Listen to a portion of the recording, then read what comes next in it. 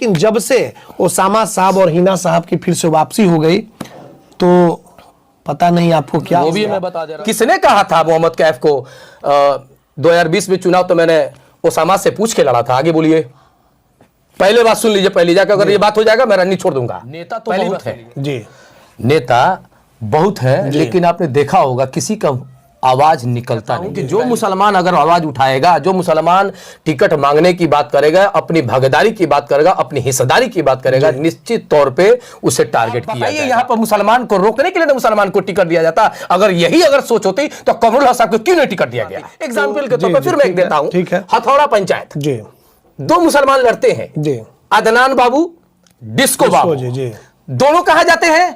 मोहम्मद कैफ के पास या चंदन के पास?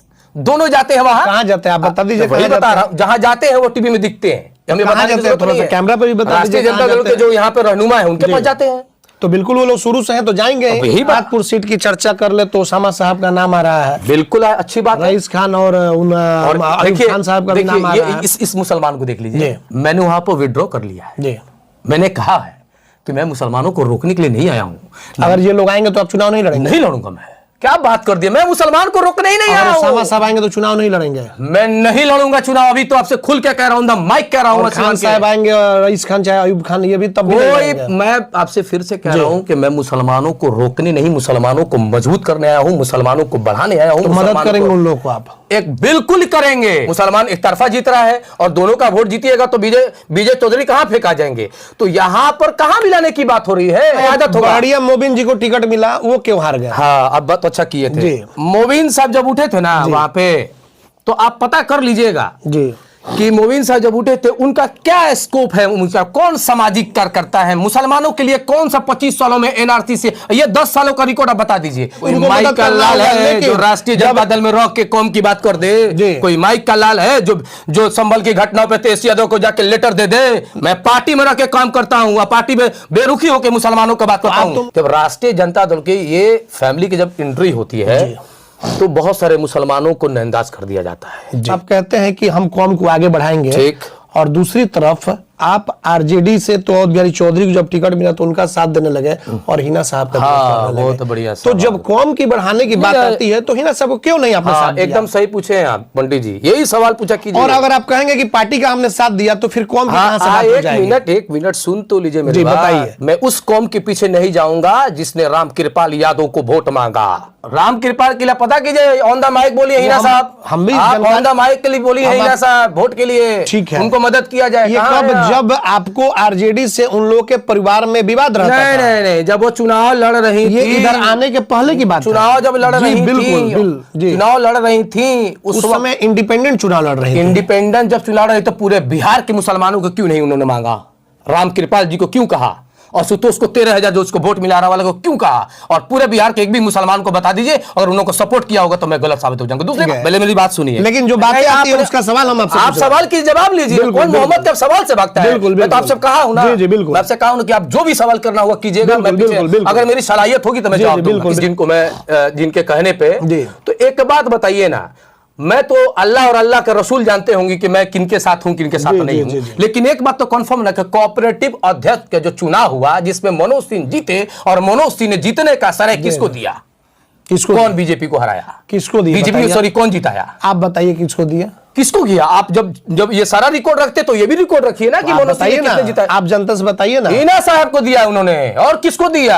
आप यही सुनना चाहते हैं तो सुनिए।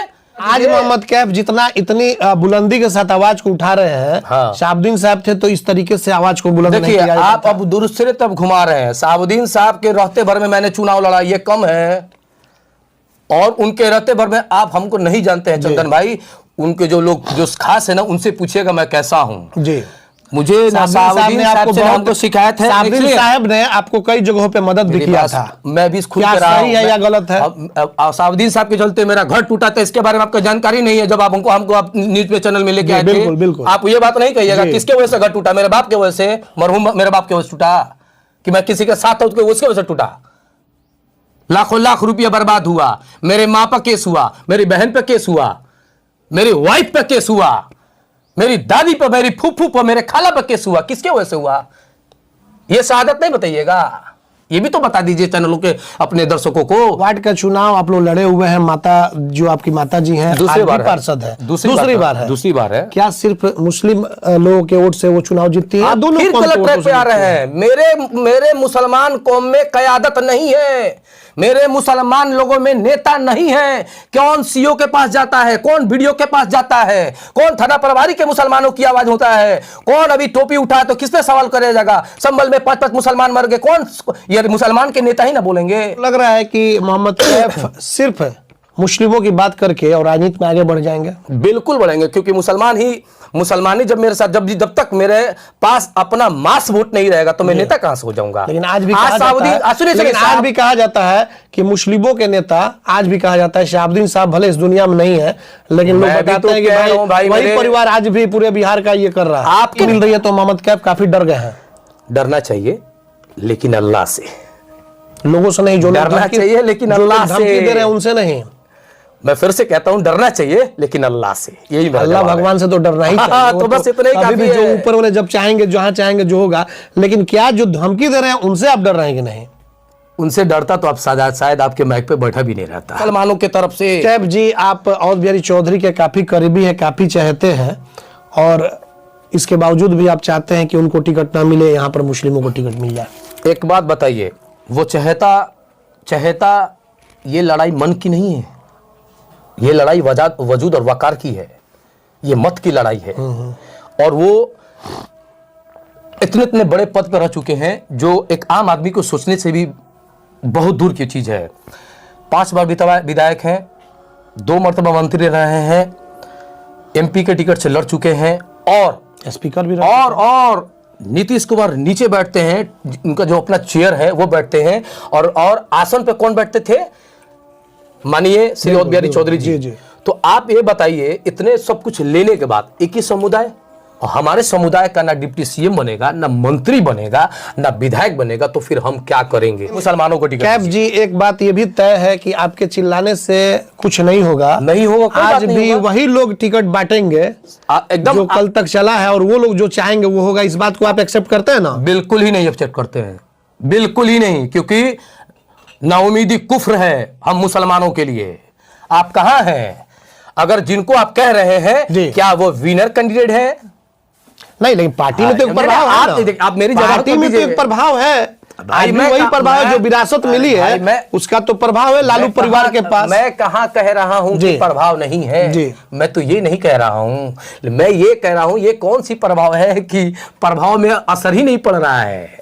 हम मुसलमान तो जाके वोट दे ही दे रहा है, जो 34-35 साल से दे ही रहा है, हम कहां कर रहे हैं? लेकिन क्या एक ही मुसलमान को दिया, दूसरे मुसलमान को लड़ने का, दूसरे मुसलमान को हक नहीं है टिकट देने का? चंदन जी, आपके जमात में 1 लाख नेता बन जाएंगे, और हमारे जमात में बन रहा है तो तकलीफ होने लग रहा है सबको। रखूंगा, चलिए ठीक है, आप बातों को रखिएगा। अब एक अंत में एक सवाल जानेंगे। RJD ने अगर एक भी मुस्लिम लोगों को अगर टिकट नहीं दिया, क्या मोहम्मद कैफ विरोध करेंगे पार्टी का? अगर मुसलमानों को, मैं ऑन द माइक बोल रहा हूं जी, बिल्कुल, मैं जो कहूंगा बिल्कुल झूठ नहीं बोल जी, बिल्कुल। अगर मुसलमानों को राष्ट्रीय जनता दल टिकट नहीं देगी तो आप उसका, मैं कह रहा हूं कि मैं पार्टी छोड़ दूंगा।